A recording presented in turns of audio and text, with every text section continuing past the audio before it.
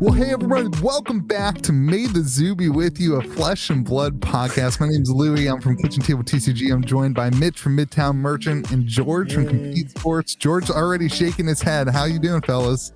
Good, man. Living our dreams. Living our best lives. I like it. Let your memes be dreams, people. Nice and cool here. We got a podcast for you guys. It's not Seattle. Hot, dude. It is so hot everywhere. It's unbelievable. It's Seattle, even 80 degrees here that, and it's hot. I'm just people saying. Were saying Seattle, like 110 degrees and their AC were out. I was like, oh my, that's crazy. I lived in Seattle. We didn't have AC the entire time I lived there because you don't need it during the summertime unless it's 110 degrees outside 1 in 1,000 times. That's crazy. You know that we're taking a month-long trip to Spain, and like the only rule for the hotel is it has to have air conditioning. Like I'll buy my own breakfast. You can't sleep. Can be in the hood. I don't care. I need some AC in this piece. Yeah, AC is like the greatest invention in the world by far. First world problems. By far, better than the wheels. Yeah. Oh, way better than the wheel. Way better than the wheel. Pretty sure you can't have AC without a wheel, but they'll figure it out. I'm sure there's levers and wheels. I'm sure there's levers and wheels in the AC. Turn off my phone. All right. Well, George thinks that this is his podcast, so he creates the topic. So what, George, what's our topics today? George thinks this is his podcast. Like George thinks the sky is blue. Okay, let's just be be crystal here. Let's be even more clear. This is George's podcast that is taking advantage of Louie's viewership off of Kitchen Table TCG. Let's be also clear here. Louie's viewers are probably only here because of George's podcast. That is 100% true. I was going to say the complete opposite, Louis, but let's just let him have it, man. Let him have it. Let him have it. We'll give it to you today. Look at that shirt. He needs it. Hey, we have made the Zoo Be With You merch available. We had some people buy it this week. I need to get a white T-shirt. I feel like I look better in white, so when you make a good shirt, I'll buy it. Okay. Ouch. All right, George. I think it's a great shirt, man. Break it down. So apparently there was some news last week. Apparently, like a couple of things happened last week in the world of flesh and blood, one or two. Let's start off with apparently there's this thing called The Calling. I'm not sure if you guys have heard of it. It's like a jamboree of that's the word of the day. That's how they should promote it. A jamboree. I don't know why James White has not hired me yet. I'll be honest. I have a million ideas, but we'll let him slide. So it's the jamboree of flesh and blood, and there's going to be a bunch of them. And I know Louie is going to Vegas. I'm going to Orlando, and Mitch is going to Dallas. We will be all three ships passing in the night. Except I might go to Vegas. I'm waiting for the boss to approve. Waiting for the boss to approve. Oh, your wife, I told her that you're going to Vegas. I'm also going to try to go to Cincinnati for one day with my 2-year-old. So, man, I'm going to go to Cincinnati just for that. Cincinnati's like a 3.5 hour drive for me. So like I can do a day trip, and we'll have like just had another child like 2 weeks earlier. Bring him. Well, it's a her, and then also that's fine. I don't care. I'm gonna bring my 2-year-old and just take the toddler out of the house for the day. I think is what I'm gonna do. No, bring the newborn too. No, my wife will not let that happen. Do you have May the Zoo Be With You onesies ready to go or no? Dude, we needed May the Zoo Be With You onesie. I was saying, can you do that? Just she's blessed. How is she gonna be blessed without a May the Zoo Be With You onesie? We can christen them with the coin. Oh Lord! All right, so Nick just wants to skip ahead of this and go to the MetaZoo minute today. I'm not gonna lie. He's just like, can we just an hour? I have gone so deep into the zoo this week. All right. We can talk about it though in a minute. So I want to know. Do you want to talk about the calling like as a market discussion? Do you want to talk about like what is it you want to talk about with the calling? Because there's a lot of directions. I want to talk about two things about the calling. First, I want to talk about it broadly. What do we think about it? I think it caught some of us off guard, me for sure, that there were so many announced. I expected maybe 3. Yeah. And that was on the high end. It tells me that they're feeling confident with where they're at in the market. Like that was my takeaway. That like they're like, listen, I can fill 5 buildings with players. These will not be collecticons, right? That's true. These are not going to be flea markets for your 9.5 cold foil hearts. This is going to be, people there are going to be there to prove that they are better than their friend at this game.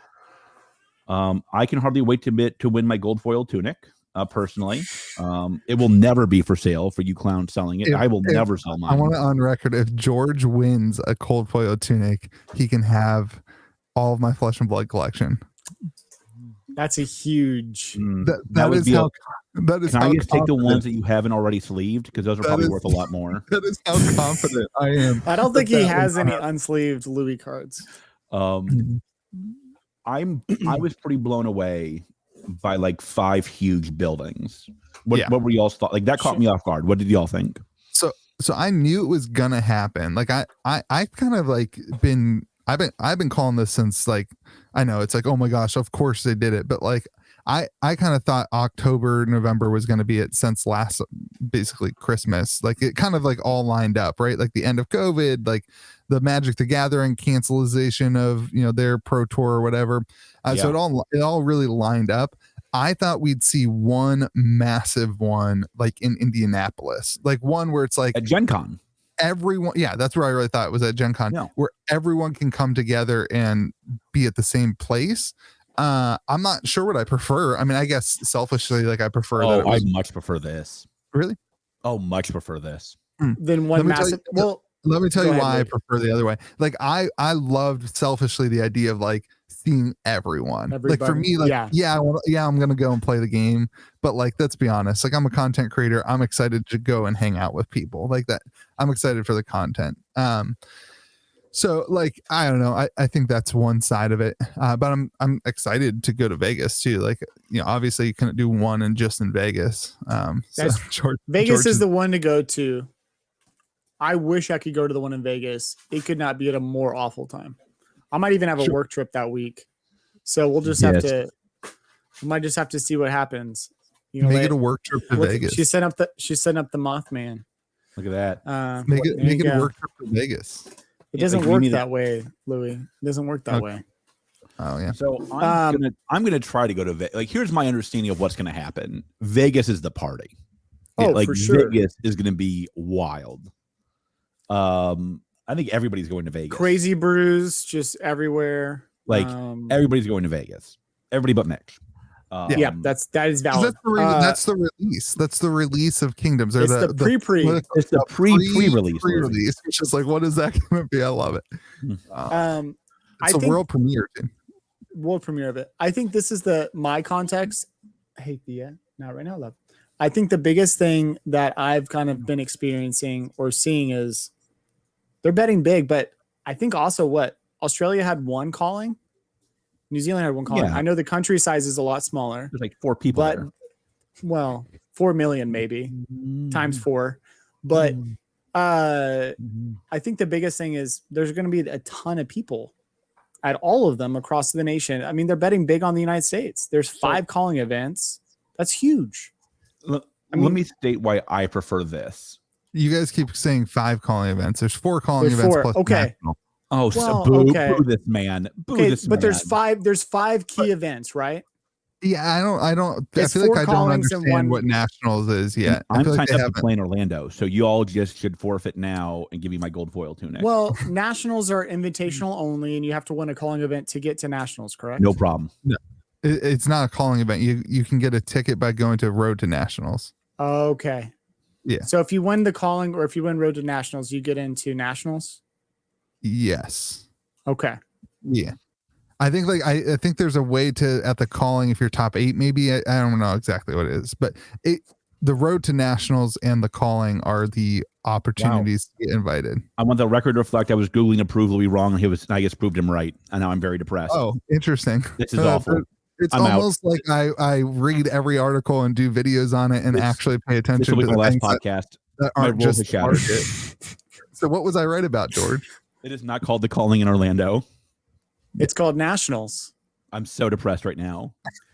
Does this mean that we'll have worlds by the end of the year? Yeah, I think so. End of the year? No. You don't think so? What is the Nationals is in November? Yeah. So we have December is going to be Worlds? So when would be Worlds then? No, Worlds will be like I think the would first it be the next Worlds, release? I think first Worlds will be like like Q1 or 2 in 2022. Yeah, that makes sense. I think I get the sense and like I get the sense that this has been a huge undertaking for LSS to put together, and so like the idea of putting another one together this year seems difficult.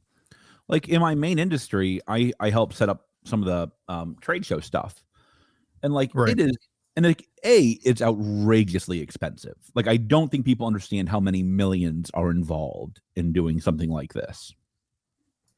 It's also like a ton of work from a ton of people. Yeah. Right.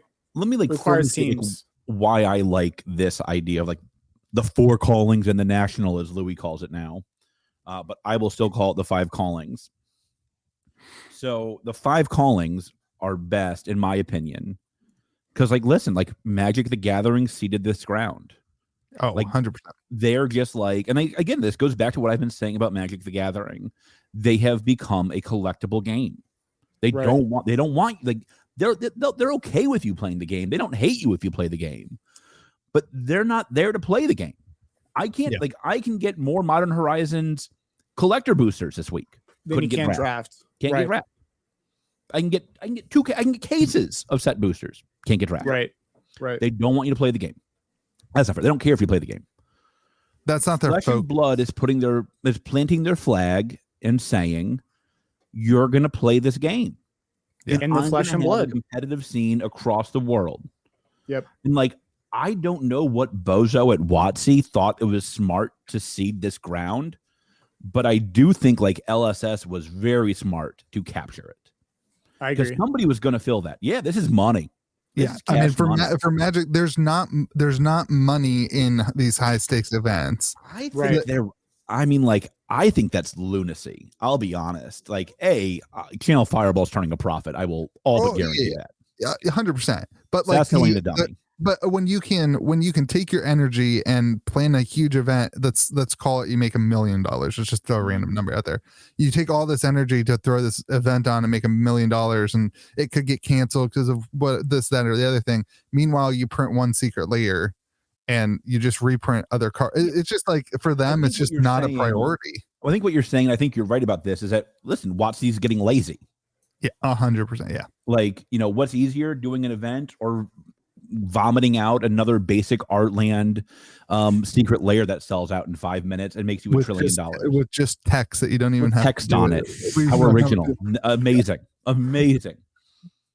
I don't care what anybody says. It's just like, it looks fantastic. And the foiling, once you unfold them, like my favorite part about the secret layers, it looks like Louis sleeved every one of them. They just come folded in half. The other thought too, edge foiling, instead of just like selective, like spot foiling, they just like, let's just do the whole card. Let's just go all in, edge foil the entire thing. What makes cold foiling so good is the spot foiling that they did and the technique they did instead of just Yeah. So, I think this is where I will say it. I think this has been LSS's best move since they started the company. Wow. Well, this is the second thing to skirmishes, right? So skirmish was a great foundation. Mm-hmm. You said this, Louis, in your last video. Skirmishes were like, they were it. Like, I feel like that's what got players really playing the game, at least in the States. Even internationally, there are a ton of international players. This stacked on top of that really starts to accelerate the player base. And for me personally, like, I'm genuinely excited. And now we're starting to see more and more product enter the market for players from Unlimited. Like, it's all kind of slowly, the engine is slowly starting to churn. Yeah. I think this was brilliant. Like, I mean, listen, like, I know I've been picking on LSS here the last couple weeks. I think it's been fair. I don't think I've been unfair. I think I've been accurate. I think I've been honest with my feelings on it. But like, I think this was freaking genius. Like let's be clear here. Like, they could have gone small, right? If they had said, we're going to do this in Vegas, it'll be one event. We're renting out, the 5 conference rooms at the Bellagio. We all would have thought that was awesome. We would have come on this podcast and said, yeah, that's really great. I can hardly wait to go to Vegas and beat Matt Rogers and get my gold tunic finally. I'm coming for you, Matt. But like, they did not do that. Right. They said, we are going to go coast to coast, more or less.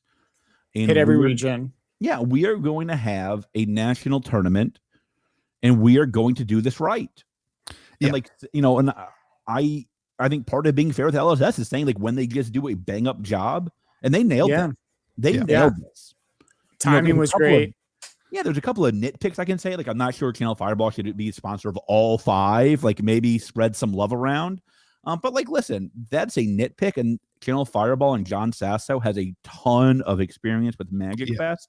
And I think it's completely fair to give them all 5 for the first year. It makes practical sense to have one company manage all the events. No major beef there. And if you're a Magic the Gathering pro, and now you've got, I mean, this is where things really open up in my mind. Like, if you're a Magic the Gathering pro and they just canceled you, right? Like, they just ended your, and there's some serious money in the Magic the Gathering. And now Channel Fireball, like, you've got some trust with the Channel Fireball name in the Magic the Gathering community, so it makes sense. And like, let's be clear here. Like, let's not sugarcoat this. There are people who devoted their lives, a significant part of their life, to becoming really good at Magic. Correct. To go do the Pro Tour and make that your livelihood. There's an entire documentary on it. Yeah, and in one day, with one press release, some jerk at WotC steals your livelihood.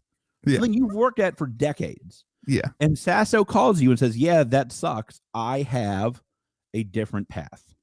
Right. And let's be clear, like, the prizes are stout, but you also get somebody, maybe me, might win a gold tunic. Probably me. Will win the gold tunic. That's like a $40,000 card, probably. Not happening. I agree. You know, maybe I'll get. I probably will stop myself from winning all of them. I only really need one, I think, for my collection. Like, there's tens of thousands of dollars, probably low 6 figures per event in prizes that you can feasibly win, and this doesn't include everything else going on the side. Right. Like, and there's multiple side events. Yeah, you can make a livelihood playing Flesh and Blood. Right, and that's awesome. huge. That is huge. And it gives, and I gotta say, like, I have Team Kitchen Fable, right? My Kitchen Table TCG competitive team. And like, even people who just got into Flesh and Blood and aren't Magic the Gathering Pro Tour players now are starting to see that. And like, these guys, legitimately, guys, like, they are practicing every single day. Like, they're in this like Discord server playing games. They're like sharing resources. They're doing like, hey, somebody build a chain deck so that we can practice against the chain deck. They are really commit, and the fact is they are committed to this idea of like this long-term thing. I think there's more and more people. We're seeing Talarian dropouts, like they're hopping in Florida. Like people are really, really like starting to see this path and move towards it. And then on top of that, I do want to add like the road to nationals too. Are we talking about that in another segment, George, or you want to talk about that? That was just announced. That was just announced this week, right? Like yesterday or the day before yesterday. Part of this whole calling thing, right? Like, it's a chance to get an invitation to the national, which is, in your guys' mind, the calling. It is. Yeah, I get what you're saying. But the point being that, like, you've got these regional events now with awesome prizes too. I mean, like, I spent $600 on my tunic mat, and like, you can go win one at my road to nationals or George's road to nationals this year. Like, that's like, those are regional prizes that are still stout. And this is where I think Flesh and Blood does the best. Like, what they have created is a very good community around the game. Correct. Like, I think, I've talked a lot about their distribution issues, talked a lot about their other issues, but like, I did not know either of you before Flesh and Blood. Mm-hmm. And like, now me, the best store on the tour, Louis, the worst store on the tour, and Don, the second best store on the tour. Like, all three of us are doing a tour to the national where you go from my store to Louis, the worst store on the tour, and to Don, second best store on the tour. And you're going to go to all three. And if you go to all three events, you get a special playmat I'm designing. All it's going to have on it is Mon to 1K, though. I will warn everybody. It's just going to be me hand scribing it out as well. So it could be a collector's item. Take that, tunic. Yeah. But like, that is where there'll be fewer of yours. That's for sure. By far, especially by the end of this calling. So, I mean, like, this is where they do well. Right. Like, I've had a bunch of people come saying, hey, George, I'm coming from Georgia. I'm coming from Alabama. I have people coming from Florida. I have people coming from the Northeast. Yep. For my for my road to national. And like, listen, here's what I think. If I gave them truth serum, I would bet you 90% no, they're not going to win my event. Right? Rob is coming to my event. It's going to take somebody. You better know what you're doing if you're beating Rob. Is how I'll phrase it. Rob doesn't play school. Right. They don't. They don't care. They want to come and be a part of it. Yeah. They want to play the game. We'll see less of that because his store is less awesome. But like, at least with like my store, they want to come and hang out and see like the person who created this amazing podcast. And we're having food trucks at mine. I'm renting out like a huge food trucks. And I'm from Charleston. Talking about food? Are you kidding me? Yeah. Okay. Keep going. Dig up. Like, the point being, like, it's the same thing. Like, people come from all over the place. We have like 12 people coming from Ohio and like a van together. And like the point being that like people are looking for ways to play the game in a competitive level. And like that to me is beautiful. Like that means that LSS has done a lot of things right. You're right. We've criticized some of the distribution and stuff, but they've created a game that people love and a community of people love. And are willing to spend their entire weekends. Like you said, they're spending all their extra time, Louis, playing the game and excelling at the game. Yeah. I think this is a huge kind of bookmark or just kind of milestone as well. The market has dramatically shifted now from a collector investor market. You could say that was kind of where we were at pre-Monarch, and now we're full on. It feels like a player's market. And that's dramatically shifted, I think, in the last month or two. This is honestly the same thing that I felt when we started the skirmish season. We had a little bit of a lull in prices and everything, and then skirmish started, and then all of a sudden the excitement hit for crew cards. Just went crazy. It went crazy. And I think, honestly, I don't know if we want to get into the market, but like, I do think anytime the eyes are on the game like this, it excites people. Like the play mats, the whatever, it excites collectors. Even if they can't win them, they can purchase them from the winners or whatever. These things all excite the collectors and the players and the investors, and eyes on the game are a huge thing. And Channel Fireball running all this will bring more eyes to the game too. We'll get in the market here in a minute. It is. I mean this. I think this is, I think, a turning point for Flesh and Blood. Yeah. Not that they were going down or that they were struggling, but like, when you go from this to this, when you go from that's great for the podcast. When you go from two hand motions you cannot see, when you go from trending slightly upwards to skyrocketing, right, that's important. And I do think that they have just nailed this. And like, I do think like somebody asked me like, what do you think about them partnering with Channel Fireball exclusively, wanting me to go off and not calling their best store in South Carolina to sponsor the one in Orlando. I told them, I said, like, you know how many events John Sasso has done? Right. You know how many Magic Fest that dude has created? You know how many successful events he's done? And like, listen, like, I would love to sit here and be like, I would have loved to gotten that phone call. But like, man, this is really important for them. And they seem to have recognized correctly, in my opinion, that this was really, really important for the history and future of the game. Yeah. And they took that responsibility to heart. And I think they deserve a lot of credit for that. I can't wait to vlog it. Like, I can't wait to wait to watch it when I'm not there. An exclusive interview when I win my tunic. I can't wait to document the whole experience and to hear do interviews with people and players, and to like, I can't wait to like experience that and to put it on history. I talked about this a couple times on my channel. I listened to this podcast about the history of Magic the Gathering. And it was this guy who basically did conversations like this with the people who were starting tours and stuff for Magic the Gathering or competitions back in 1996 in New York, 1997, wherever it was. And like the first big, huge, 100-person event with a prize support, and like he organized it. And it was just really cool to listen, 20 years later, 30 years later, and like hear the documentation of it and like see how like nobody knew what the heck they were doing. They just did it. You know what I mean? And like, I feel like to some degree, like we have a similar some of us know what we're doing. Obviously, TCGs have been around for 30 years, and there's some learning things there. But in a much more real world, like a lot of new stores, I've seen so many new stores popping up that are like, "Hey, we're a Flesh and Blood store."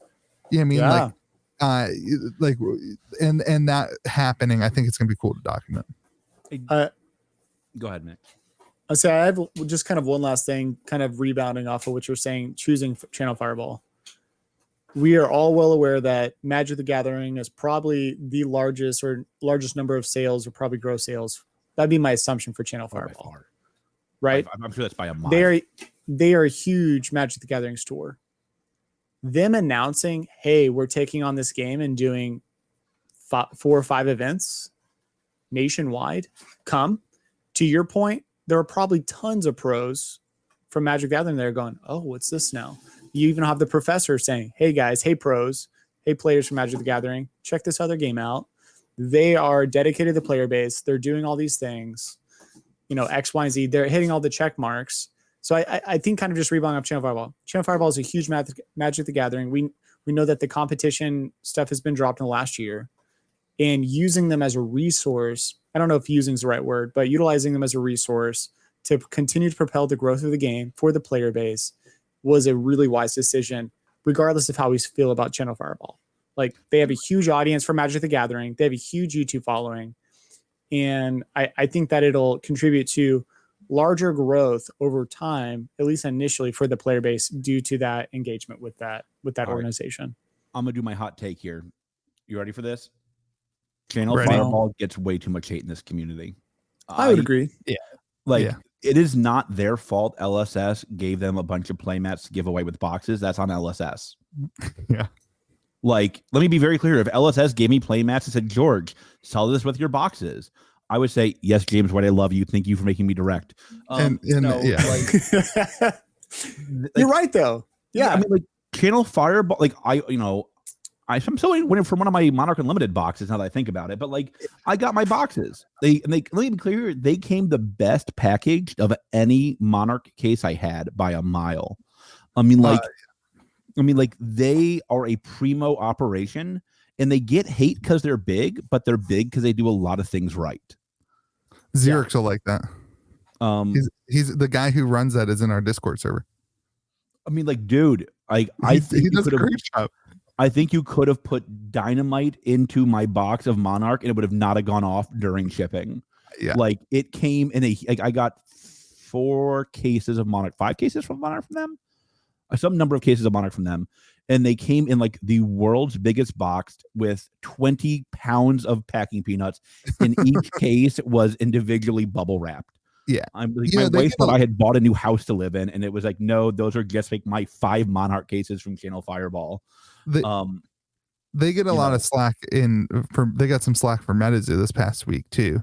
We'll talk about the MetaZoo minute. I want to say this. This is what I want to say. I think that they're too big to get slack in Magic the Gathering, and I think the only reason that they get slack is because Flesh and Blood is a smaller game. MetaZoo is a smaller game, and that's just a reaction of, like, once a game gets bigger, you just expect these bigger companies to do that, and like at some point we will get there with Flesh and Blood, but right now I think the community sees like these smaller stores and then the competition. I don't know, there is kind of like a David versus Goliath attitude towards it, but and again, I've never heard somebody like ordering from Sasso and then like not getting their box, or like a box coming damaged and then being like, oh, too bad, thanks for your cash, idiot. Like, right. I mean, like, everybody I know who's ordered from them has had positive experiences, and they're like, geez, they're so big. Well, yeah, they treat their customers right. Like, they deserve to be big. Right. That's fine with me. I got no beef with that. Good for them. Okay, so let's move on to the market. I know Mitch has some hot takes on the market. So Mitch, also, I don't know if you prepared your PowerPoint or not for us during our podcast. I did not. Disappointment. Man. Yeah. I mean, do you want me to show you some charts and graphs? No, you got to give me homework next time. No, please don't do your charts and graphs. Only one of us can do the hand motion. This is motion. straight up. We're just talking about the market. So, all right, I understand, but I can show you my market graphs that I've kind because my store is the market apparently. So I'm being facetious. Thank you for clarifying. Yes, thank you. So I think the thing that I'm really I felt so cocky saying that. Like I feel like I needed to tone it back just a little bit. So that's why I felt the need to say that. Lean into it. No, I'm I am not. the only that store that game. sells flesh and blood sealed. Continue, Mitch. It's true. I can't sell sealed, so we don't have to get into the retailer policy. All right. So singles are, I was worried how much product I got this month. I was like, God, I'm never going to be able to sell WTR Unlimited, ARC Unlimited, Monarch. It is insanely fast. It's mind boggling how quickly stuff is just going. Last 2 weeks, we've done over 100 orders and 1,000 cards. It's insane. And they're 90% unlimited cards. Yeah. And orders ranging from like 6 to 50 cards. Some people are just like, hey, I'm just going to buy the singles instead of buying unlimited stuff. So they'll just buy play sets of everything. It is mind boggling to me to see the shift. And it's also interesting to see how many people are returning to pick up that legendary, to pick up this. I can't keep legendaries on. It's really interesting to see which legendaries are being picked up rapidly. Yes, we know Skullcap. Yes, we know Tunic. But what would be like the third most popular legendary between Arc, Monarch, or between the 3 unlimited sets? What would you guys assume is like the third biggest one? Husk. Yeah. I've only opened one unlimited Husk. But Grasp is going insanely fast because, chain. Footsteps isn't moving very well. It is? Oh, Footsteps. I've had a Footsteps on my website for 4 weeks. It hasn't sold. What do you have a price? That's just because 160. I don't know. That's whatever. why. It's What's the market price? The market price 160. It's just TCG low is what I priced it at. I do think Prism's died down. The hype has died down a little bit with her. 100% has. Because she's good, but people have found a way to play around her. Chain is the this is the stuff I gotta know before I go for my gold Tunic. Chain is taking over as the kind of best Monarch hero. He is. He's taking over Blitz, and more importantly, he's taking over CC. If you guys were going to take on Matt Rogers at National in Orlando, just hypothetically for me here, what deck do you think I should play when I play him in Orlando? He will be playing Chain. You keep saying that Matt Rogers is going to be at Nationals. It's Matt United Rogers States Nationals. He's in New Zealand, George. He can't come he over. Go here. He can, but he probably won't. Well, why would he spend Why would he spend 2 days to fly here? Matt, you're out. Rob, you're in. When I go against Rob at National, I'm coming for you, Rob. I think Jimmy. I think you guys are gonna be surprised. Jimmy, Team Kitchen Fable. I think Jimmy's gonna take the cake. So yeah, the dropouts versus the table, huh? Yeah. It'll be some fun. I hope that there's some fun rivalries between teams. Oh, there's going to be some rivalries because I asked Rob to be on the team and he said no. So I told him we already had a team. I know. I said I want your team. I said I'll buy your team. I don't know what that means. I don't have any money, but I'll buy it. This is the worst take I've ever heard in my life. What take is it? This is the worst anecdote. It's gonna be. Right, it's gonna we've be gone tangential. Sponsored already by Deck Edge, I think, isn't he, Rob? Who cares? Deck Edge can come on board. This is a family. Instead, we're gonna let's create it. Let's create like a super PAC. Okay, let's just create a crazy team. Yeah. Coming back around to the market. The market is just going bonkers. Bonkers right now. Mick's bringing us back. So it's a player's market. It's like 100% a player's market. And I did a video today actually. So today is Wednesday and it will be Friday when we post this. But my video on Friday, I had an interesting idea. The idea that most people were picking up Blitz, and we're kind of in this shift to classic constructed. And so if you if you've been a player for a long time and you had a play set of Blitz, now all of a sudden you want to play, you're grabbing another one. Meanwhile, all these new players from Monarch need those cards too. And that's just like little perfect storm. That's why like Command and Conquer and E-Strike or whatever are just going nuts because Art of Wars. I mean, Arc is just an insane set right now for EV. And I know you know this, Louis, but you're getting dangerously close to like unlimited cards hitting the bottom of first edition. Yeah. Especially with Monarch because of how closely they released it. But I'm talking even like WTR and Arc, like non-foil majestic, like if a Command and Conquer's $100 cards and unlimited, and the first edition's 220, that's a lot closer than 220 to 50. Yeah. So how do we? One of my buddies is trying to sell 2 cold foils, and he asked me, like, what do I do? I'm like, hold. Right. Don't sell them right now. And he's like, wait until the player market brings in enough collectors for it to be worth your while. And I told him, like, you're probably, my gut is 2 to 3 months early. Yeah. Yep. I mean, like, I think in 2 to 3 months, you're going to see the market probably be more healthy and balanced towards player collectors than it was either 3 months ago or this month. Right. No one side should basically control the market. And right now, like, collectors are out. Like, they're just like, they're waiting. And players are like gobbling everything. But, so I just told him, like, you're selling at the exact wrong time. And he was like, shut up and list my cards. And I told him, like, that's fine. Like, I don't care. Like, I'll list them. But like, you're not going to get what you're not going to get what you think they're worth, and you're not going to get what I think they'll be worth in a few months. Right. And he said, I don't care. I said, okay, then I don't care. It's your money. It's like, I do think, like, there's, I will say again, like, somebody's, I've gotten a bunch of messages saying, are you worried? Because I know I deal with a lot of high net worth collectors. And I've told them, like, nobody I know is worried yet. Like, they're all of my mindset, which is like, this is very good long term. And if you're high net worth, you have no problem holding your cards for 6 months, 9 months, 6 years, 10 years. Yeah. If the game is as healthy in 5 years as it is today, what's a cold foil heart going to be worth in 5 years? It could be a 7-figure card. It wouldn't shock me at all. Yeah. I mean, like, so, like, I to my beautiful whales out there, like Louie, just like, relax, it'll be fine. And they already know this, but this is made for my players, honestly. Players either become collectors or bring in collectors. Yep.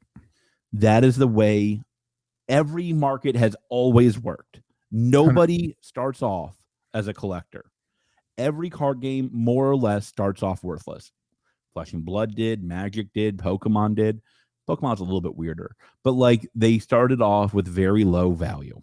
Right. Then they became collectors, and they were like, oh my God, I need the rare goodness. Well, and we talked about the other day, and I don't know if we're getting into this, George. I know it was part of our podcast discussion, but the people who are selling are not the people that you're talking about right now. Correct. The people who are selling the collectible side of Flesh and Blood right now, the cold foils, it's a different demographic of sellers than were 3 months ago. 100%. I've never heard of. Yeah, and And I look up all the sold listings and whatever, and I start looking at, seeing similar names, and it's like the same 2 or 3 sellers on eBay, honestly. Like today there's Arcane card. And so my gut is that people who have softer hands, or who are not thinking long-term, who are not thinking, I care about this game in 5 years. They're just saying, no, I bought boxes for $80 a year ago. The cards were worth 500. Now the cards are worth 300. I'm going to take the 300 because that's more than the 80 I paid for them.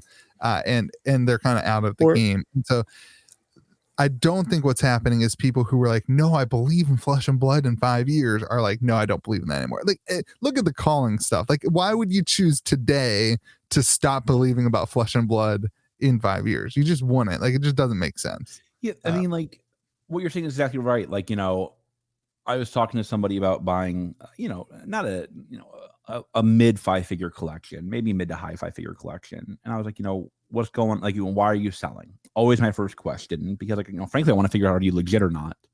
He's like, I bought a bunch of people's Rudy bundles. I opened them all. I never played the game. And like, I know I missed the height, but I'm afraid it'll go to 0. Yeah. This dude has absolutely no clue. He didn't know Monarch released. Like, he thought Crucible was the last set. Yeah. Like, he went and he Googled the eBay listings for his cards, told me, I want to sell this. And I was like, but okay. That will continue to happen. I mean, that happens with every TCG, right? Where people are just hopping in just to fill the hype and just to kind of get some free tindies out of it. The biggest thing I've been seeing is, hey, I want to play the game. Louis, you mentioned this in your video this week. You're going to see people that are, hey, I'm going to the calling. I need to fund the calling. I'm going to sell some cards to pay for my ticket. I saw a lot of that in the marketplace this week. I saw a lot of people saying, hey, I got really lucky. I went to my first sealed event, opened a library. I want these legendaries, rainbow foil legendaries, or these cards in order to fund my decks to play with, right? So I'm getting rid of my cold foil. Lots of that happened this week. Trading cold foil for rainbow foil. That never happened before. I love it. Right. But I think that's just kind of the shift that we're in. And it's actually kind of, I love it. It's healthy. It's extremely healthy, but it's just great to see so many people like, yes, I know that this trade is probably not the best for me in the long term, but here are my thoughts. I'm not trying to cover up my daughter. I'm just trying to like use my hand to talk, but I'm realizing I'm doing both. I think the biggest thing is like players are wanting to play and like, they're like, yes, this card is beautiful, but like this could get me 10 cards versus this one that are actually, I could play tomorrow. I'm not going to shuffle in a library into my deck. Right. I'm just going to like, I can either just have it look there and be pretty, or I can actually use these cards for the quote greater good. So I'm really interested to see how that kind of develops and continues to grow. I do think though, for the coming month or two, we're going to be in this weird transitional period where people will throw in cold foils on the market to get the cards they need so they can play at the nationals events, or so that they can play at the, Rota nationals events and the callings. And that's great. I don't mean this. Like, I don't know the single whale who's worried today. I don't know. Oh, it's not of worry. It's actually, I think what you said, it's a great sign. Yeah. I mean, like, I think they're, somebody asked me, like, why aren't these whales buying? I'm like, I think frankly, there's not enough on there to buy. Like, somebody asked me, like, oh, where are these whales with their $7,000 welcome to Wraith boxes, $6,000? I'm like, listen, like, first of all, whales like cases. Yeah. Like, whales like cases. They don't like boxes. And so, like, if you're like, where are the whales? Like, they're not looking at your welcome to Wraith Alpha box at $5,500 to $6,000. They want a case. One sold for $4K this week. If you had a case for $25,000, I think you'd get some bites from a whale. Right. The case was sold for $4K this week, sold in like 30 seconds. Yeah. A case of what? The box that sold for $4K this week. Sold for like boxes seconds. of Wraith are still $5,000 to $6,000. Right. Which again is the pre-spike price. I mean that's this is like, let me be clear here. Like, people thought I was crazy when I started to buy Welcome to Wraith Alpha boxes at $500. Yeah. They were like, do you know you're just lighting money on fire? And I'm like, baby, I gotta stay warm somehow. Let's get past me that match. Like, the fact that we're looking going, oh my God, the collector market's down. It's only $5,500 for a Welcome to Wraith Alpha box. That is like, that to me shows you all you need to know about how ridiculously stupid this market is. Because like 2-year-old box. Yeah. Name me a Magic the Gathering box that's $5,000. Like from 2 years ago. From 5 years ago. Touche. From 10 years ago. I mean, like, let's say Louis' shelf behind you. Louis, you have some boxes that are $5,000. I don't have anything that's more than 4 years old. I sold it all to buy Flesh and Blood. I mean, like, my man. It's just, like, this is like, I think we're seeing right now, don't get me wrong, I think we're clearly in a very player focused market. But I think people are also overstating how bad this is for collectors. I think there are some like, listen, I think a heart right now is a really hard sell. And I say this is like somebody who has a lot of hearts. Like it is, but I would also say, like, even then, like, I've had some serious offers on some hearts that I've listed for people. Right. What I think people don't understand about the collector market is it's all about condition. If you post your beat up heart with 3 bad corners and 5 print lines going in 15 directions, then be like, oh my God, nobody wanted it. Wheel doesn't want your trash. I'm sorry, boss. I love you. I'm rooting for you. I hope you sell it. But at the end of the day, that's a hard sell. Because if you want a heart, you want a real heart. I mean, would you want a PSA 5 Charizard? And that's the trick. It's like, you guys know this. I'm buying a Jordan rookie now. The difference between a PSA 9 and a PSA 10 is about $200,000. It's crazy. It's because if you're a collector, you want the real one. You want the heat. Right. Yep. And the number of people in our market who can afford, let's say, a $30,000 eye, or sorry, a $30,000 heart. I'd love a $30,000 eye, but a $30,000 heart. There's just, you can count them on a few hands or whatever. There's not, and they're like their attention is not here. you know, that when Monarch was coming out, their attention was here. There was a lot to be here for. Right now, all I'm seeing, I'm in some of the channels with people, they're all talking about crypto still. They're all talking about crypto. That's all they talk about is crypto. And it's like, I think like that's such a, like, if you have 70, let's call it 75% of those people are interested in crypto right now, crypto is a better buy than Flesh and Blood. And so, and I know it's starting to change. And so I think that is some, and eventually that will stop and the eyes will turn back to collectibles. I mean, like, I think like a lot of the whales right now, hey, like it's summer, man. Like, yeah, we got, like, let you guys know this. I have been away for a week. My time for Flesh and Blood went from several hours a day to like an hour frantically trying to respond to my 80,000 messages I get on Facebook and Discord at night as I'm trying to pass out in my hoopty hotel because I had terrible luck with hotels this trip. I mean, like, there's stuff going on in people's lives right now. And that's not only a financial commitment. That's frankly not the issue with whales normally. Right. It's time. Right. It's time. I'm going away again in a couple of weeks. I'm not going to have time to like sit here and be like, oh, geez, are there any good deals on eBay today? What's going on in Discord? Right. What's for sale? I'm tired and I'm cranky. And like, I want to go lay my head down on this rock hard pillow next to the train tracks because Hilton lied to me and go to try to go to sleep. I'm calling you out, Hilton. And, time is what people are short of in the summer, especially, frankly, the upper class. And so, like, it shouldn't shock us that, like, they're paying attention to other things. Yeah. Right. Crypto's, I think, a part of it, but I think time's also a part of it. Again, like, nothing here is scary. This is all fine. So let's back up then. If it's a player's market right now, the $80, $90 Command and Conquers, $300 to $310 Arknight skull caps, unless you find one on Midtown Merchant for $250 because Mitch is the best. I think it was $280, but it's fine. Whatever. $250 if you use my 10% off code. That's that true. If you're a patron, pay for 5 months of your patronage. Seriously, sign up for his Patreon. So these high prices of these playable cards. Do you guys feel like that's sustainable?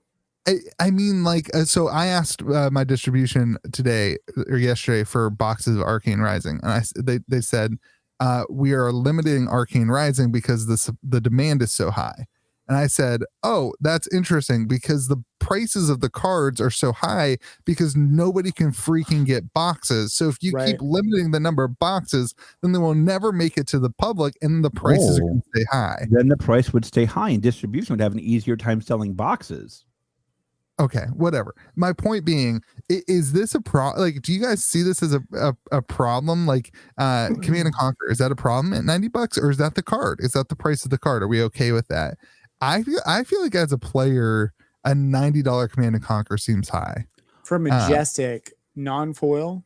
Majestic non-foil. Yeah. You know the price between non-foil and rainbow foil. This is another symptom of $10. Yep.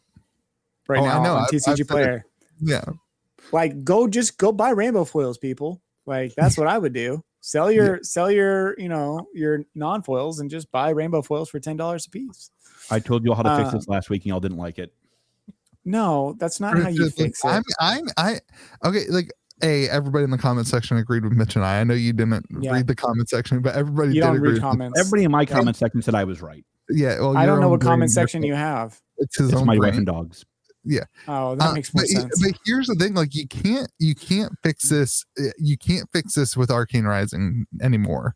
I mean, I guess you could print it. You could do a whole nother print run to Oblivion, but quite frankly, you're finishing up Crew right now. There's probably not a whole lot of time. I'm wondering, is the solution, and I have been a huge advocate of keeping unlimited in print forever. You guys know that. I'm wondering if we need like a master set type thing. Or a supplementary set that has all the key cards. So here's the hot take I will have for you guys. This is what we should be doing with what's the thing that Magic is doing now? The secret layer. Secret layers. They should have LSS should do secret layers through stores at a reasonable price for a worse looking card of all the player cards. That is my hot take. That way, it's not going to interfere with the collectors. It doesn't interfere with the players who want the fancy schmancy prettiness, but it will let players get a $50 tunic, a $75 tunic. How do y'all feel about? Go ahead. So you wait till Unlimited goes OOP out of production. No. Man. I will. Then who's buying Unlimited? I will never support an Unlimited set going out of print if it's a non-rotating format. Then who's buying Unlimited? Just you Players. drafting at your store? Oh yeah, we draft it all the time. Right, but I'm saying like who's buying it to open the boxes? I think you guys are misreading this again. You guys are. This shows you all don't have big stores. So like at the end of the day, like people buy boxes because they like to open boxes. No, George, people buy boxes because they like to open boxes because there's something to chase. If there's nothing to chase, if you sell. Hey Louis, when was the last time you opened a box? You used to open up Hiberian Garden. Was that the game you? Is that the? Was that what you used to open? Hiberian Gates. I don't have any. Yeah. What was the highest value card in that box? Out of curiosity, I sold one box opening for $20 and I split it, George. It was a stupid thing. Back up. People love the crinkle. When's the last time, George, that you opened a booster box? When was our stream? Huh? When was our stream? First. When did you get it's our 80-box stream? Obliterated on that was when Mitch and I begged you to open a box, and you bought. Mind you, it was the worst box I've ever seen. But like, I don't think you're. I think you are disconnected from people who open boxes. I don't think he is. I think you would. That is the worst. That is the most wild take I've ever heard. I think you have a misunderstanding of why the average person opens a box. I think that's a key word. And talk to my customers. That's a good point, Louis. George, here's the key word. We're talking average. The average customer is looking for value out of a box. And how do you get value? True, but like, listen, it's like, Louis, what is the EV right now of Arcane? Yeah, you're right. The EV of Arcane right now is like $105, something like that. And so boxes are selling all day for $100. Is that what I'm hearing? You're getting to this. This is the same thing happened yesterday. I'm not talking about currently. Currently, I think you're right. It's worth it to open. It's worth to open box. You're saying put Arknight Skullcap in every store for $50 from LSS as a direct thing, as a thing. In response to that happening, the unlimited Skullcap has to lose value. So there's no way. Because what is the demand for? What was your question? Let's say the Skullcap gets cut in half. Okay, so now it's $100. Like the EV is still going to be higher than the box. That's completely fine. I agree. So like, I agree. I agree. A $150 Skullcap. How do you get to be? So to that question, how do you get a Skullcap to be 150? Well, I remember a really great looking guy last week saying if you put one legendary in every box, it would drive those prices down to about 50%. I don't remember that guy's name, but I remember he looked fuego. Okay, let me just be more transparent. I opened 40 boxes of Arcane Rising last week. I opened 2 Skullcaps in 40 boxes. Did I hit my EV? Okay. I don't know what else you pulled. It doesn't matter. I only pulled 2. Wait, so EV's expected value. I understand, but I'm just trying to say, like, if you only let's say you double the amount of Skullcaps, I would have opened 4 and 40 boxes. Okay. All right. Like, is that still going to be? It's not going to be enough, is what I'm saying. Like, a legendary in every box of Unlimited, and all of your problems of these crazy prices go away. But I think that has other. I think that has significant. I think that has significant other reactions to the market, other than just. I think there's significant things that happen if you do it. I want to go back to your idea, George, which I think was a great idea, which is give stores some sort of different product, which we've talked about doing an episode where it's like, what other products should LSS be selling? Because right now there's 4 SKUs. I mean, like I think that having another product for stores that get the cards in the players' hands is a great solution. I obviously don't want direct for secret layer. What they directing. could do. I'm sorry, Louis. This just hit me, and it's a great idea. Are you apologizing for interrupting me because you did it like 18 other times today without apologizing? This is the only time I actually realized it, though. Other times I think you're just droning on. The they could put in a box topper in Kingdoms of one hot card. Oh, I like that. What if you had different box toppers? Alt art. I'm just saying, like, Oh, what if it was? That's great, Mitch. That will definitely solve the problem if we make a more collectible card. That's a great take. No, You're I'm killing saying me, you Smalls. create 4 different box toppers, and it could be like key legendaries from the box. How about buy box promos? No? That's too many. Listen, they're like That's man, what buy I box didn't wanna are. get into this. Let's be real. There are already so many shady stores doing so many shady things with That's these true. buy a box promos.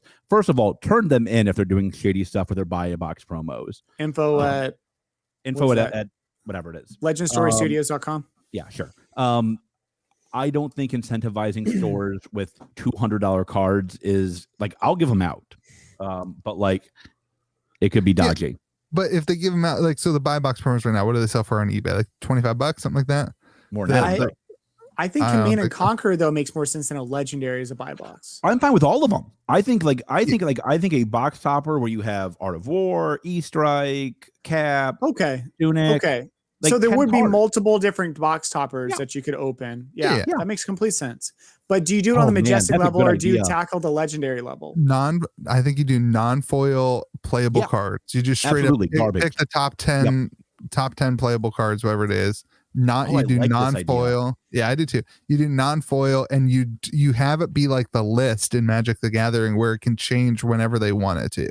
So they can control the next print run of Unlimited Kingdoms could have different cards than the first Yep. print run of Unlimited Yep. Kingdoms. And like Love it. they just keep cycling the cards in. I think I that could be love cool. this idea. But how That do would they, do they just do it that with would get people to buy, like if that was in They Monarch, should only do it in unlimited boxes. only in unlimited boxes of the newest set. would you rather have You it mean- over Rainbow Foil of Heroes? Oh yeah. Yeah. You mean Yeah, instead of a buy box promo? Well, we're talking about box toppers. Might as well keep them both. I mean, are you gonna do both? Oh yeah. I guess Yeah. everybody gets buy boxes. Dude, so that what makes does sense. what does it cost LSS to throw a box topper in? I have no clue. A penny. Penny, 10 Well, cents? penny by how many leak- thousands of boxes? I believe so it in the probably leaked costs them. WotC documents, a box of Magic the Gathering cost them $16 to deliver to distributors. I believe that was in the leaked Wow. I believe that was in the leaked WotC documents. Wow, that's crazy. If it helps any, that does not affect our cost. In case you're wondering how much of a fat cat we are. Mm-mm. Mm-mm. Yeah. Yeah, that's not Does it even make anyway. your life any easier? Yeah. So even if they had to raise it by 10 cents a box, I think that would be sweet. And that would get cards in the market. I like it. Comment section. Let us know if you like the box topper idea. George's idea. And better off, send a email to info at flush at, oh, it's not flushandblood.com because George owns that. Info at fabtcg.com. And tell them that we came up with that Louis and Mitch came up with that idea, and that they should come watch the Zuby with you It podcast. actually was I want you Louis' to know idea. the years of being a consultant and watching my wasn't- ideas get stolen by lesser people has finally paid off for me to find my zen mean- during this. There you go. That wasn't You my mean idea. That was greater George's people? idea. No. No, he means lesser. Okay. We've talked about the market. We've talked about the George's calling. great idea of box toppers. We've talked about a great idea of box toppers. We I have wanted to be provided on the some label. quality. We have provided some quality. What? What's I that? want when I open up my topper. WTR box, it's a pack, a foil pack, and it says George's great idea of a box topper. One random card of our choosing. And like you get it. to open it and experience it. I mean, what they did this with we can get this in MetaZoo minute, but at Collecticon, he did like his own like little foil packs that said like Oh, Collecticon. loved it. Loved it. It could just be like a So- little stamp that says George's have, great have idea.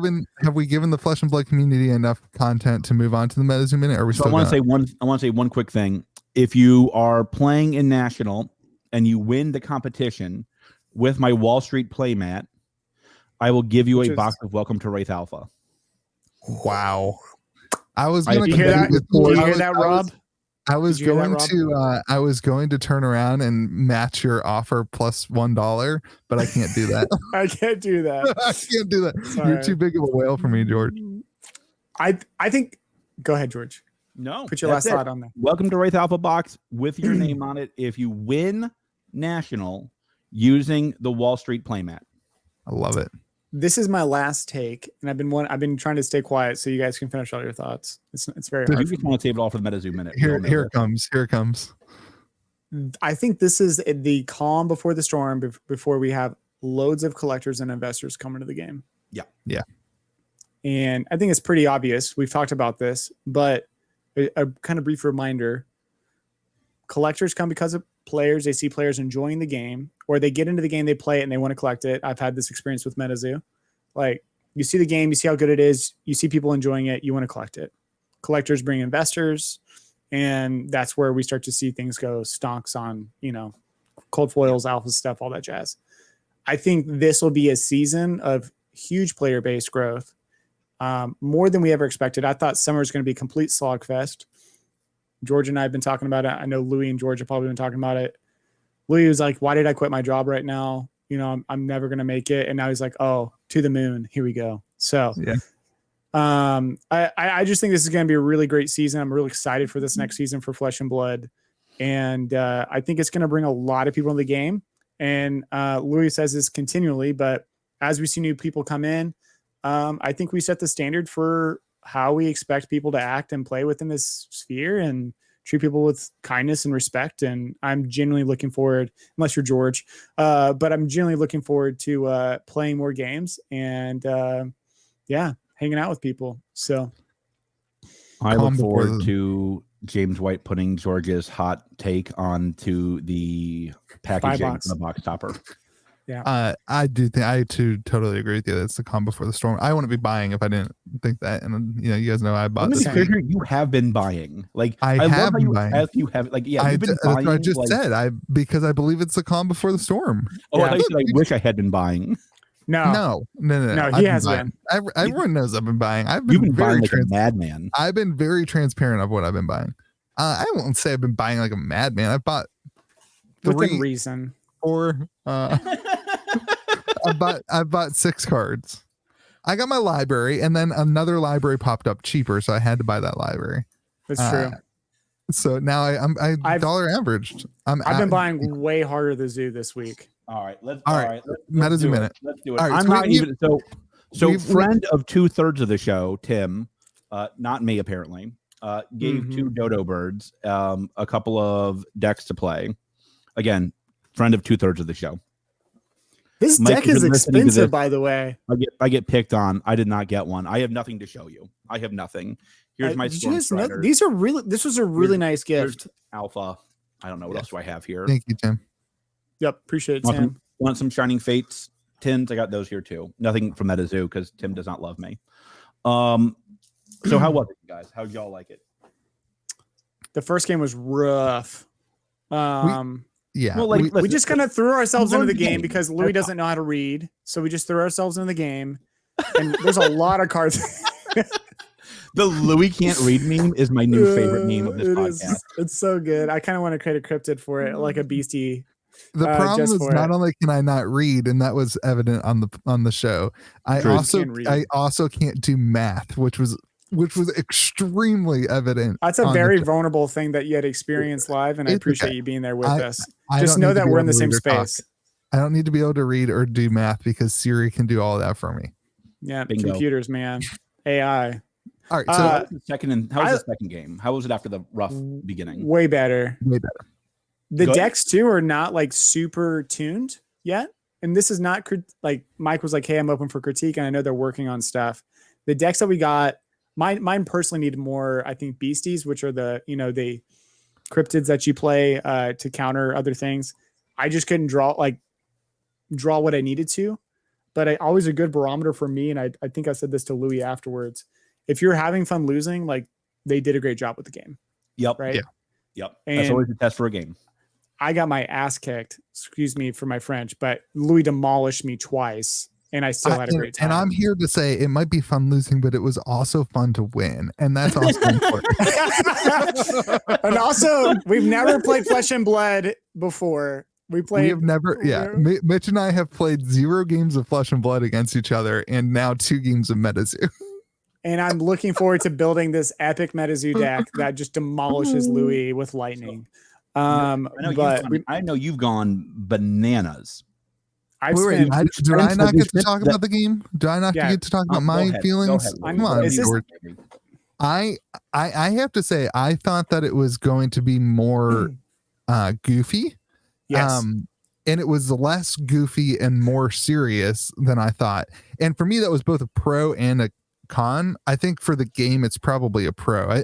Yes. I think that MetaZoo has like significant legs in the like LGS scene.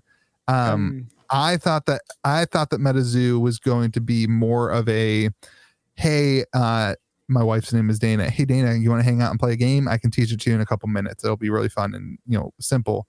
It was not that, which is also okay. It's just for me, like I had to like change my attitude about like, what do I think about it? Yeah, my expectations up. As a long time, what year is it? 2021.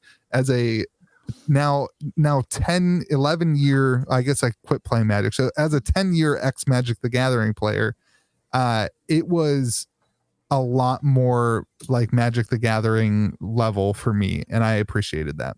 You're both looking at your phones right now. It's not super easy for me to communicate. Am I boring you that much? No, that was your big takeaway though. And we actually talked at the end of the stream. This would be fun if you have a consistent night, you can come to it. Imagine if you know the forecast for that evening, right? And you go to LGS and you build a deck that like rebounds off of like snow or like, because if you see certain things, the deck changes and it kind of beefs itself up. Or, like some other random thing, like we were talking about, like, okay, we can have like a kitchen table night. Louis, you can come over. You can bring 5 things and that's it. You can't bring anything else in that. And you get to bring those 5 things that, perhaps modify your deck or make them better. And they're objects, right? Because there's a lot of text. I think that's the biggest takeaway. There's a lot of text on these cards. If this and that happens kind of thing. If you see this, if there's a fallen tree or limb outside your window or that you can see, or, what was one thing, like it was basically like if you a volcano, right? If there's a volcano or something otherwise like similar to volcano, like on a play mat, imagine like creating a play mat that has like all the things on it and you just bring it to like an event. I do think that they'll have, this is called the fourth wall effects. I do think they'll kind of moderate those a little bit or set expectations if it's a quote competitive event. But this is one of those games that like you just do like wonky combos. And I think it's going to be like the best game to play with jank. And then I mean that in a positive sense. I love playing decks that are not like perfectly tuned, but like pull off this crazy combo that everyone's like, I cannot believe you just did that. And you've only done it ever once, but it was awesome. And I think this will be a great game that kind of rebounds. And if you want to play seriously, I think there's that avenue too. I just think it'll be a more specific subset of people that are particularly playing the game for that. We're not even talking about the nostalgia of it. Yeah. I mean, which the cards, important, right? That's good. I think games tend to not succeed when you're like, oh yeah, it reminded me of X and it brought back those fond memories. Cause like once that's over, it's done. Right. Right. Like I remembered that. That was a good memory. Right. Yeah. Cool. I think it's going to be, I think it has the potential to be very, very successful in pockets. Like if you can get 10 of your friends, if you can do a board game night and get, go to your LGS, like a D&D game, right? Like you have your D&D crew and like everyone's committed. If you say, hey, next week we're doing volcanoes and astronauts or whatever it is. And it's like, that's what the fourth wall effects are going to be. And everybody builds a deck based on those things. And you show up and it's like, oh my gosh, super fun. Like that can be I think LGSs can really lean into MetaZoo and be really successful in their scene. Where I think that they need to figure out is how to do like a more meta, not as regional, but I don't think it needs to do that either. Like I think it can still be a huge success without doing that. So yeah, like my takeaway from not playing the game, thanks Tim, was that he told me why he didn't give you a deck. By the way, no love. He said he doesn't like you. He hates you. No, that's not what he said. Tim said that he said that you have a substantial number. I believe you have a full Kickstarter collection, don't you? You could have built like an OP deck that just demolishes us. No, I figure I need to give you every advantage I can. No, he couldn't have. Even with all those cards, he couldn't have done that. That's probably true. So my takeaway was that similar to Flesh and Blood, like, and this is something I think is really good for stores, to be honest.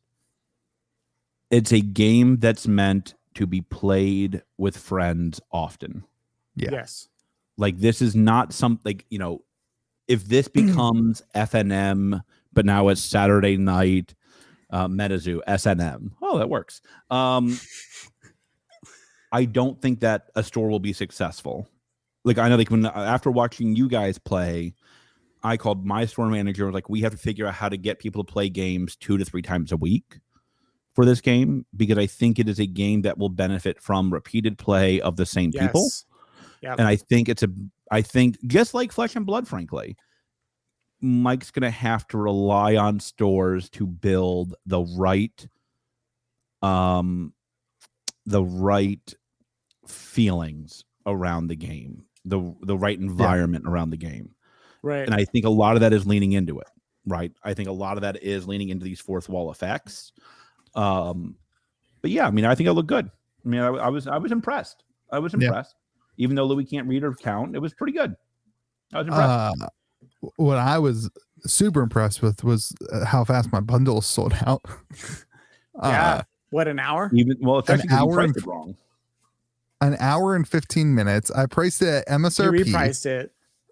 Oh, well, yeah, I see what you're saying. All right, let's talk about that. So an hour and 15 minutes. I didn't misprice it. Shopify did not update on one computer, which was downstairs. Louis did not save. I screwed up. Anyway, 30 of the 37 people, this is telling to me, 30 of the 37 people paid in the extra money to make up for my mistake. And they got I will send you a box of Monarch Unlimited to give away to your patrons, as I promised I would in your Discord. Why wouldn't you see a box of MetaZoo? I don't have any boxes of MetaZoo. Anyway, backing up. The whole, let's pretend like the whole kit sold at actual price, because it basically did. At MSRP, plus you got a playmat and you paid for the playmat basically. Sold out in an hour and 15 minutes, and I had enough, and I only presented it to patrons. I said it'll be alive to patrons for 24 hours. Only presented it to patrons. I had between 10 and 15% available of my total patrons, and it sold out in an hour and 15 minutes. I have been saying this for months now. MetaZoo is on fire.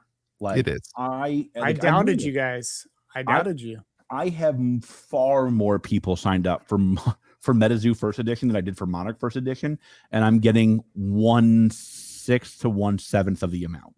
Yeah, it's crazy. Like it's just like there's this. They're like, oh, can I get on the list? I'm like, why? Like, sure. At this point, you on. Okay, if the first 3,000 people bail, congratulations, you still don't get a box.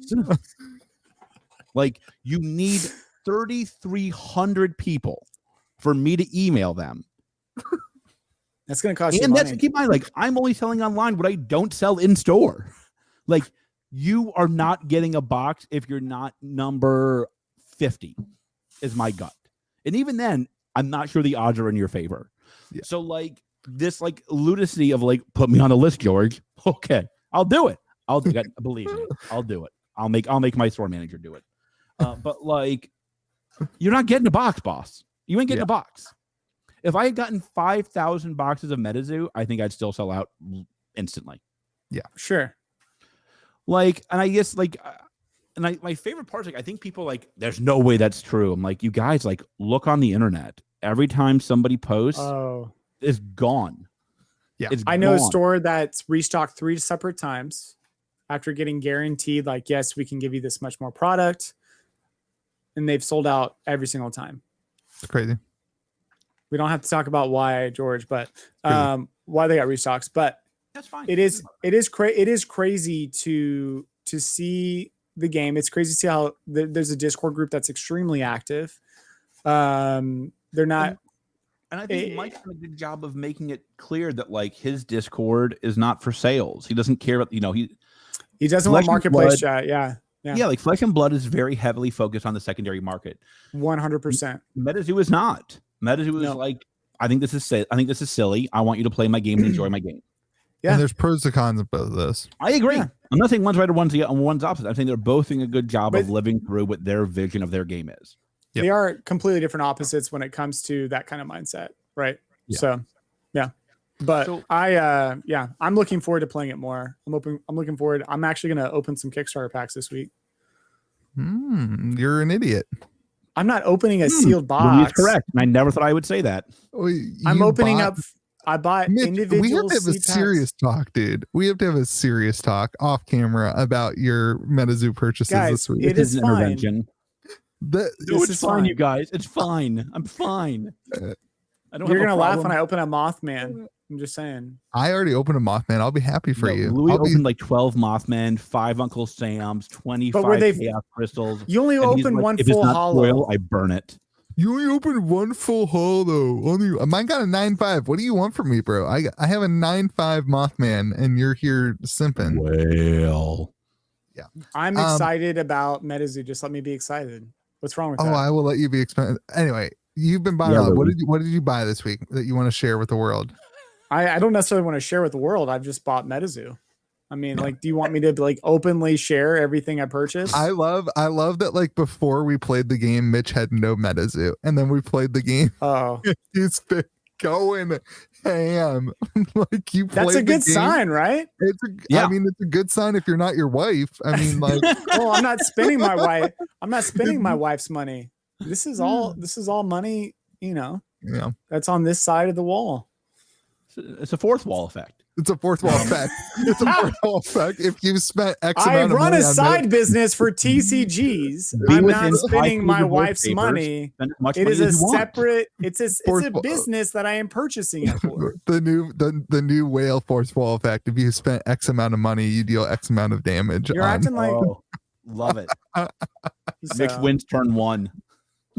oh, You could win man. with Mothman turn 1, by the way. Just saying. I saw that lot that you bought. That was a pretty good lot. I'm extremely excited. Bought a full hollow lot. It'll be exciting. Crazy. There's another Mothman. in that full Last night, instead of I should have been doing my Arcane Rising numbers, and instead I was putting together a collection tracker for MetaZoo, which I'm not sure that I'll ever release to anybody. But No, I mean, I would love. I Well, at least can't let George update and it. I have it. I can't update it. I can't add another set to update. I can't do that. Just to have myself. your team do it. Yeah, every time I talk to you, it's, oh, my team is so great. My team is so great. Put your money where your mouth is. Come on, man. I got to put my money where my team is then, man. Anyway, Just hire If you're another willing team to member. do free labor for Louis, message in the comments that you will do his grunt work and get the prices for MetaZoo, and he will reach out to you directly. that works. Yeah, You're welcome, Louis. guys, I'm building I your business think for you. I have never been before I did the bundle, I was actually a little bit concerned. I was like, is this going to sell? I had plans to go to the public right at 24 hours, and then I was blown away by the demand of it. I mean, I like Completely blown away. I like people always like, George, like, are you serious about this? I'm like, Yeah. I have more demand for this than any other box I've ever had in my store. I'm like, and I'll just say this. the second closest you probably get is like probably like Double Masters had quite a bit of demand in my store, but like keep in mind, like I think I got 3,000 boxes of Double Masters and like 2,800 VIP packs, something in that neighborhood, like a huge amount. Like That's I'm nuts. getting like 200 something boxes of the zoo. right. Like that's less. Right. Like that's, and like Mike knows this. Mike's working on the second print run. Mike's working on the second set, and like he's doing the things he needs to do to grow the game. Like this that's fine. Like, you know, I don't want your first print run to be 20 million boxes. Sure. Like I've never seen demand like this. And I've never seen demand. And you can tell the scalpers, right? I'm sure you've gotten them too, Louis, because I know you're on the retail chart now, whatever it is. You know, I'll take 40 cases of first edition. No, you're getting none, and you're not even on my list. I don't like you. Yeah. Because like you don't need That's 40 cases. You insane. don't need 40 cases. Who needs 40 cases? That's Somebody's gonna 240 sell boxes. 40 cases on eBay. Yeah. Right. You know, and For I'm like, you're not getting $200. any. You're not getting any, and that's easy. You know, Right. you get a few of those, but like a lot of them are just like, I need one of every deck. I need a box. Yeah. Yeah. That's what I did. Yeah. Not from you, Good but from another store because you won't sell me your boxes. Dissed. It's healthy. I Yeah. mean, like I think the game's in a good spot. It's gonna be interesting. I think when the next set comes out too, like there's gonna be The I next think set is going to be bonkers. Yeah, that is my prediction. Yeah, I agree.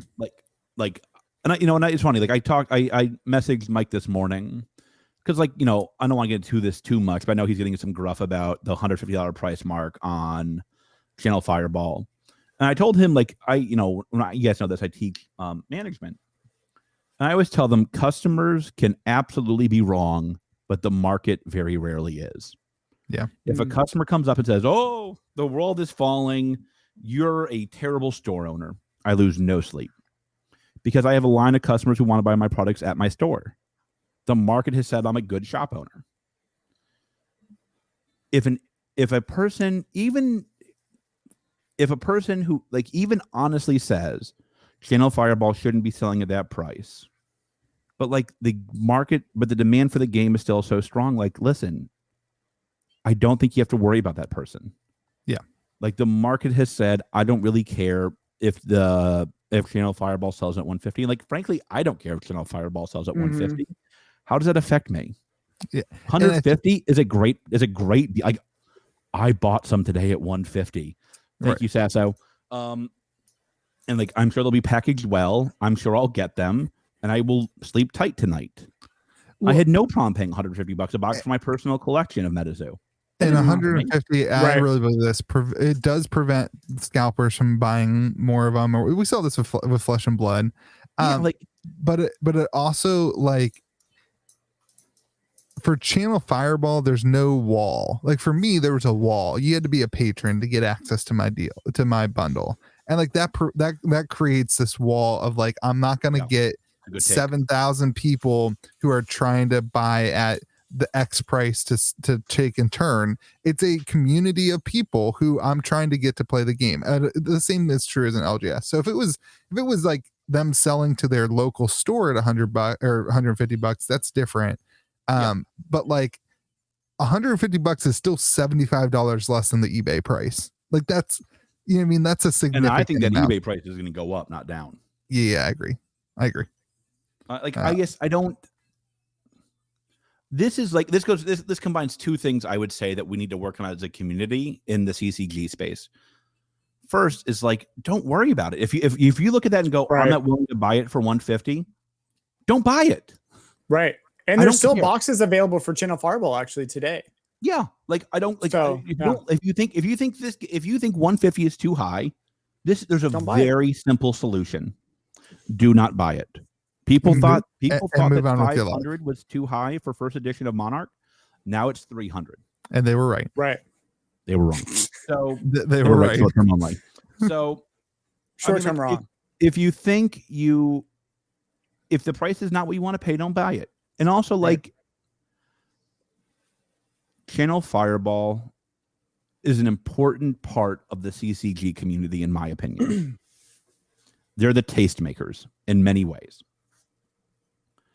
I don't think we should be offended when Channel Fireball gets a special deal. Like, I can be like, man, that'd be awesome.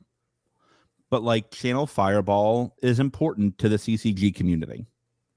They establish confidence within the market. Yes. If you see them pick it up, remember when Flesh and Blood was picked up, I'm like, oh, Channel Fireball picked up Flesh and Blood. Deal. And people were like, oh, guys, this is a huge deal. Same thing happened with MetaZoo. Yep. Hey, guys, MetaZoo is being picked up by Channel Fireball. And a lot of people within the Facebook community, there's a caster Facebook community, who was like, guys, this is on Channel Fireball now. This is big time. Everybody needs to chill out. I think $150 is frankly a great price for this box. If you're in my store, you're getting it for $100. Don't worry if you're listening to this podcast and you're shopping at the world's greatest LGS. Also find a new LGS. Let me go to Louis. Let me say the closet. Let me say I want to back up to your comment. You said I'm okay with Channel Fireball getting exclusive promo, whatever, or special privileges, basically. I'm okay with that as long as it doesn't compete with the local game stores. I agree. Promo stuff. Like we talked about this. I just want to we talked about. I don't love that, like, they got the same playmat that is in the Armory kit. Yes. Like, give them a different exclusive one that nobody else can get anywhere else. Right. Like they did that with Crucible. They did that with Crucible of War. They had that Crucible of War mat. give them an exclusive one. And this is, MetaZoo Minute. Give Channel Fireball something exclusive. I'm okay with that. Don't give them something that you're also giving to help a local game store, because then the local game store doesn't have their advantage too. Give us all advantages. Give us all. Right. I'm gonna say one more hot take here. I think Mike gets that more than LSS. And I think, like, I will say this, like, I do wonder how LSS handles MetaZoo, to be honest with you. Mike is doing a lot of the things LSS is talking about. Yeah. And like that, like, that's wild to me. I think no, it's early. It's early, right? I think like armor kits are a huge thing. I think armor kits are huge. I think armor kits are great for LGSs, obviously. Road to Nationals is great for LGSs, but like, I talked about this. Seeing Channel Fireball get my playmats and not necessarily have to honor my prices and go direct and get more boxes than me at lower prices while my prices go up 19%, that hurts my spirit animal. Sure. What is your spirit animal?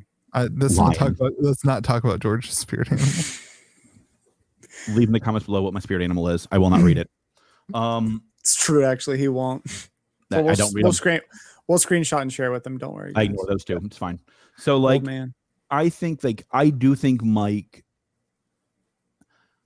I have felt very supported by Mike over the last few months. I think Mike has made it clear to me, and I believe him, that he will support the LGS scene. And it's important to him to partner with the correct LGSs, even if one of them is Louis. Which is like maybe not the best sign in him that he believes in Louis, but like that's okay. I believe he will support us. And he deserves credit for that, and I appreciate that. Yep. I hope we get something that's like some sort of local play incentive or online play incentive. I'll be stunned if we don't, Louis. I'll be stunned if we don't. I will too. I hope we get that though. Like I do hope that that's something that happens, because I do think that there's a lot of carryover from the Flesh and Blood community, and that's the expectation now, right? Like armory kits are a success, and I do think that's So well, I mean this though. Also, like stores, I won't go my store rant, but stores need to not be so lazy as well. Like that's true. I'm giving away Kickstarter box during release week. Mm. Cool. I want players to play the game. How do you do that? You have a competition and give away a real prize. It's like the playmats too. Like, okay, I didn't get an exclusive MetaZoo playmat, but I made my own awesome May the Zoo be with you and also with you 2-player MetaZoo playmat. Like I think like you can do things as a store to make your probably if we don't get a Flesh and Blood exclusive playmat for a bundle, okay, well then I'll spend the X amount of dollars it takes to get artwork commissioned and make my own mat and offer it, and people can, and if it's successful it will be, if not it won't be, but like that's there's more risk, but you also have to do the risk to if you're an LGS to work hard at it, like if it's worth it to you, if you built that community, like you're saying, like the community means something. So all right, that it good. Are we done? Yeah, that was great. I think I am done with buying MetaZoo. Nobody believes you. I gotta go ice my back. Yeah. Oh my gosh, for carrying us on the podcast. All right. Hey, everyone, appreciate you for watching. Remember to be kind to the people around you. And fellas, may the zoo be with you. And also with you. Also with you. Hey, we did it right this time. Thanks, everybody. We'll see you next week. See you guys. Oh, don't we do? I think usually on podcasts you're supposed to do like ending things. Like you can follow us. You can follow us on Facebook. You can't, but you can follow Compete Sports and Midtown Merchant on Facebook. You can subscribe to my channel. You can buy my channel. You can buy MetaZoo, May the Zoo be with you t-shirts at cavdansmarket.com. Anyway, all the stuff. Appreciate you guys. Have a good day.